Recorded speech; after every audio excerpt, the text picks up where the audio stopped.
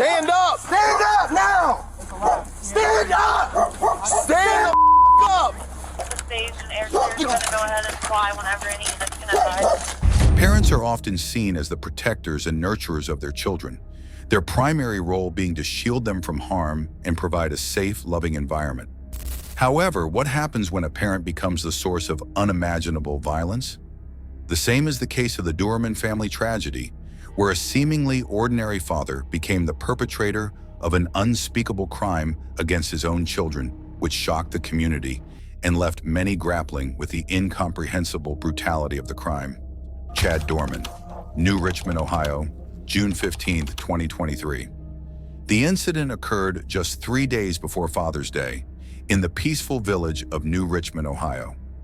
Authorities charged Chad Doerman, a 32-year-old father, with committing an unspeakable act against his own children. The Dorman family, which included Chad, his 34-year-old wife, and their 3 young boys, 7-year-old Clayton, 4-year-old Hunter, and 3-year-old Chase, lived on Laurel Lindale Road. Mrs. Dorman's teenage daughter from a previous relationship also resided with them. The family was known for their vibrant energy and close-knit bonds, often seen enjoying baseball games together. On June 14th, the day before the tragedy, the Durman boys were happy at their baseball game. Kristen Bennett, president of the local youth baseball league, remembered Chad ensuring the boys buckled up in their car seats, a typical, caring, fatherly action. However, the next day, this serene image shattered when a teenage girl, Chad's stepdaughter, was seen running frantically towards a firehouse, yelling that her stepfather was killing her family. A passerby immediately called 911, reporting the girl's desperate cries for help. 911, where's your emergency? There's a girl running down the street saying that her stepfather is killing everyone in her family. It's on the corner of where there's a body shop and the fire department. Do you know what road this is? Okay, what's your name? Get into the fire department. What's your name? Do you know what road this is?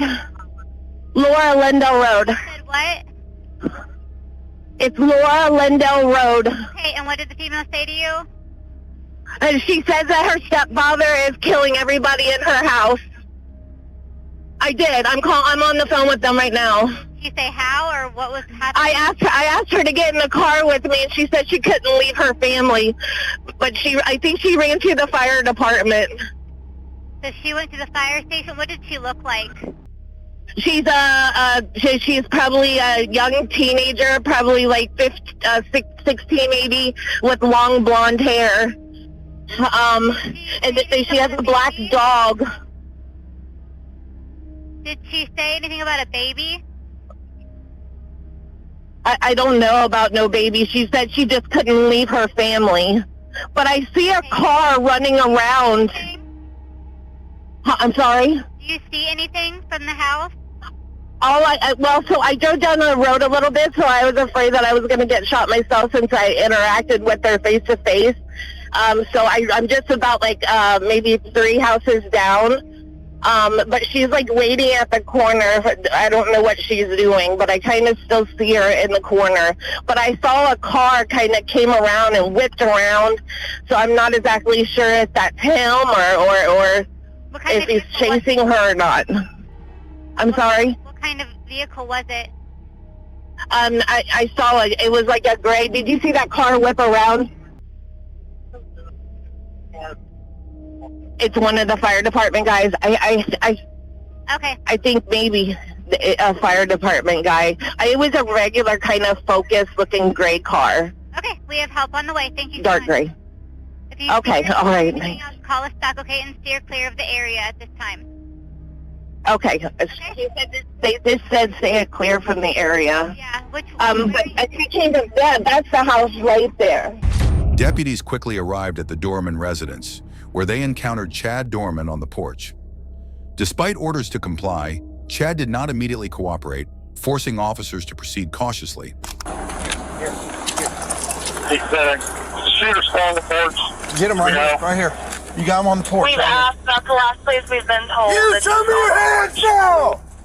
Stand up and walk towards us! Stand up now! Walk towards us! Stand up with your hands up! We got a visual in the mail. Not showing his hands and not following commands.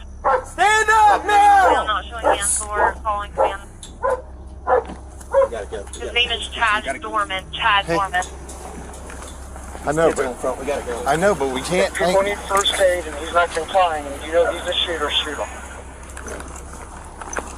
We gotta find cover first. We ain't no good if we ain't safe ourselves.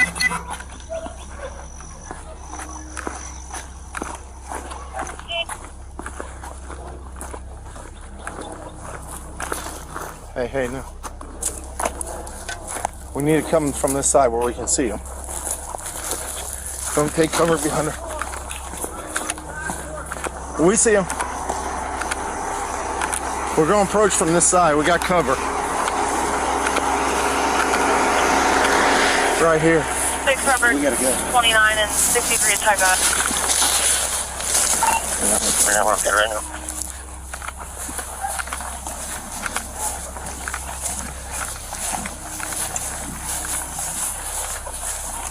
Show us your hands now! Stand up! Stand up! Stand up! Stand up now! Stand up! Stand the up!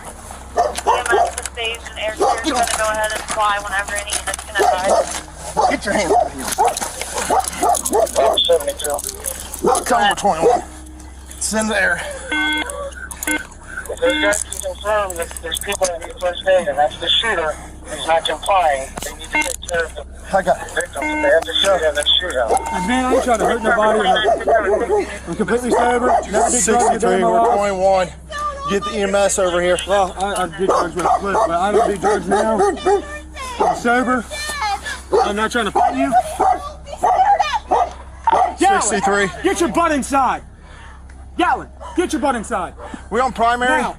29, we got 3 kids down. Upon securing the scene, deputies discovered 3 young boys, victims of gunshot wounds in critical condition. Tragically, their mother was also found outside with a gunshot wound to her hand, sustained while trying to protect her children. Despite immediate medical attention, the 3 boys could not be saved. Investigations revealed that Chase Doerman had meticulously planned the killings. He first shot 4-year-old Hunter inside the house, then chased and shot 7-year-old Clayton in a field behind the house. Finally, he killed 3-year-old Chase, who had been torn from his mother's arms. Chase Doerman confessed to the murders, leading to his arrest and subsequent charges of aggravated murder. Can I stand up? It's kind of uncomfortable. I'm gonna get you here in a I ain't second. running away. You can do whatever you want with me.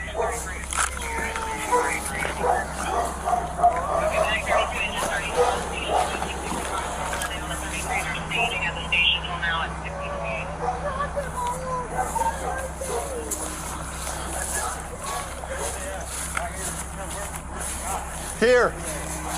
You the only one else inside the house? What? You the only one else inside the house? Yeah. Sit down right here. My daughter, she ran over to the fire department. Sit down. It's my stepdaughter. Put him in the cage. Just a little.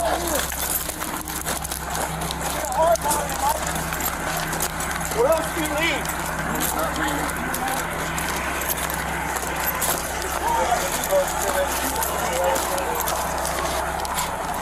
They're all being advised they've requested 2 additional medics. There's also air clear flying, but they need an LV. The medic copy.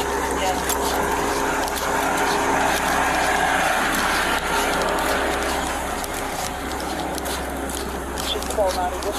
Can you get the wallet out of my back pocket? Shut up, dude. 21. You had the right to remain silent, use it. Yes, sir. Take the call, I'm on the boss right now.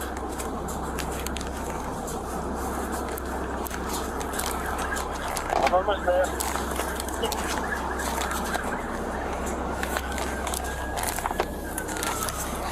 The community was left in profound shock, struggling to comprehend the horrific events. Clermont County deputies and first responders, deeply affected by the scene, provided urgent medical care despite the overwhelming trauma. I'm shocked, to be honest with you. We moved here 6 years ago, and the place is great, and you know, New Richmond's coming up, and you just hate to see anything like this anywhere. All of a sudden I hear boom, boom, and at like 5 more, I'm like, that's 7 shots. That's shots, like there's no way. So I was freaking out like this before I got ready and everything, and I don't know, man. Before that, I saw 2 cars right here on this street zoom as fast as humanly possible. It was like something's going down. During Chad Doerman's bond hearing, prosecutors described the crime as the most heinous they had ever encountered.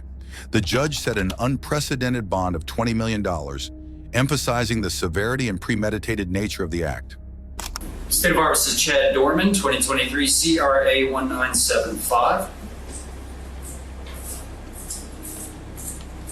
This matter is before the court today for purposes of bond hearing. Mr. Callum, you were here on behalf of Mr. Dorman. Mr. DeCalvi, Mr. Gass on behalf of the state of Ohio. Mr. Callum has the bond. Go ahead, sir. As the bond, Your Honor, he is 32 years old. He lives in Richmond, married, is employed. He indicates that his relatives act as co-signers for him. At this time, Your Honor, we would submit to the court that a bond of $75,000 with order conditions would be appropriate. Thank you. Thank you, Mr. Following the bond hearing, a Clermont County grand jury indicted Chad Doerman on 21 counts, including 9 counts of aggravated murder, 8 counts of kidnapping, and 4 counts of felonious assault. Despite his confession, Dorman pleaded not guilty to all charges and was held without bond. Prosecutors expressed their intent to seek the death penalty, underscoring the gravity of the crime. In an act of desperation to save her children, the mother at some point grabbed the gun that father was wielding to attempt to protect them. We know that one of the boys was able to flee into a field near the home. And again, we know from his admission, father hunted that boy down, drug him back to the property, and executed him in front of witnesses. The mother was shot through the hand in her attempt to protect her children. Judge, I asked the court setting this bond to just begin to imagine their fear. This was the man that every day they woke up looking to for protection, love. By that same admission, Judge, he has committed one of the most monstrous, craven, cowardly acts that will ever be our misfortune to see. To make things even more disturbing, Judge, this was no haphazard act. Again, by his own admission, he planned the events of this day. This did not happen on a whim. He's confessed to what I believe is the worst crime, at least I hope, that I'll see in my lifetime. I hope it's the worst fact pattern that ever comes before this court. Judge, it's important for the court to know in the bond we're going to request today, for the court to understand Durman County deputies, Monroe Township Fire and EMS, and other first responders bravely respond to the scene where they don't know what's going on. They did not know what they're facing, and they come into a... As the case progressed, questions about Chad Doerman's motive remained unanswered. His father, Keith Dorman, expressed disbelief and struggled to understand how his son could commit such an atrocity. Public records showed Chad's minimal criminal history, including a dismissed domestic violence charge and several traffic violations. Are set forth in Criminal Rule 46, nature and circumstance of the crime charged, and specifically whether the defendant used or had access to a weapon, including the seriousness of the offense. It's the most serious offense that we have on the books, Judge. This is it. You can't commit a more serious offense. So the nature of the crime charge is the worst crime that can be charged. Did he have access to a weapon? Yes, obviously he did. The weight of the evidence against the defendant at this point, Judge, we stand here with a full admission of the defendant. That also goes to the confirmation of the defendant's identity, and witnesses on scene did see at least part of what happened. Next, the court is to consider the likelihood this person would return the court if a bond were issued. Again, this is the most heinous crime with the most severe penalty under the law that we presented to the grand jury. That alone would be a major factor in discouraging a person from availing themselves to this court or any other. And the thought to flee and the likelihood of flight is great in the state's opinion. The danger he poses to the community is a factor that this court can consider, and I think with the facts in front of you, Judge, we can't name a person that poses a greater threat to the community. As his prior record goes, Judge, it is fairly minimal. He was charged with domestic violence in 2010. He is not, to my knowledge, on probation community control. Judge, the facts of this case are hopefully like no other we will ever see. When this case gets indicted in the Court of Common Pleas, I am certain that a no bond hearing will be held, and I would hope that would be granted. But at this point, this juncture, we're going to ask this court to issue a bond we've never asked for before. I'm going to ask for a bond of $20 million. I hope I never need to request such a bond again. Thank you.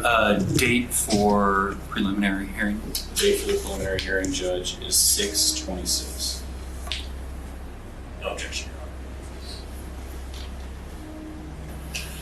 The preliminary hearing will be set for June 26th at 1 p.m.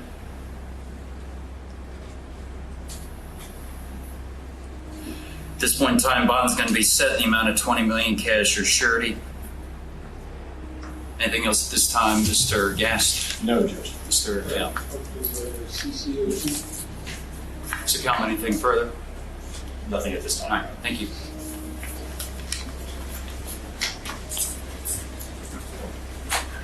Despite these minor infractions, nothing in his background indicated the potential for such violence.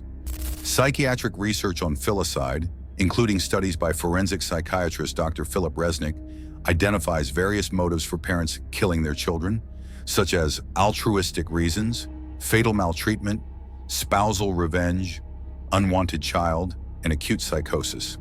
We do have, I can't go into a whole lot of facts, all right, because this is a death penalty case, and my goal is to have this man executed for slaughtering these 3 little boys. It is, let me try to figure out a way to put this. It is an incomprehensible act of horror that he perpetrated on his family. So again, that is my most important focus right now, is to ensure that they're protected and they are safe. And my hope and wish and prayer is that someday we will be able to find peace. But factually, I've said what I said on the record, and I'm going to stick with that, right? Why was it, with how complicated the death penalty is in Ohio right now, and how much extra work it adds to your office, why was it important for you to seek this? I'll let the facts speak for themselves. He slaughtered his 3 children in the most brutal fashion you could imagine, as I mentioned in court. The extra work is no extra work at all. It's what we do. This merits our attention, and our devotion, and our effort. Thoughts on that initial not guilty plea? That has to be done. Chad Doerman's actions tragically placed him among those who commit family annihilation, leaving a community and a nation grappling with the incomprehensible loss and searching for answers in the face of such profound evil. That's all for this video. We hope you have found this video informative and interesting. What are your thoughts on the motives behind such a heinous act? How do you think communities can better support families to prevent such tragedies? Let us know in the comments section. Make sure to subscribe to our channel and hit that bell icon for more interesting videos like this. Thank you for watching our video.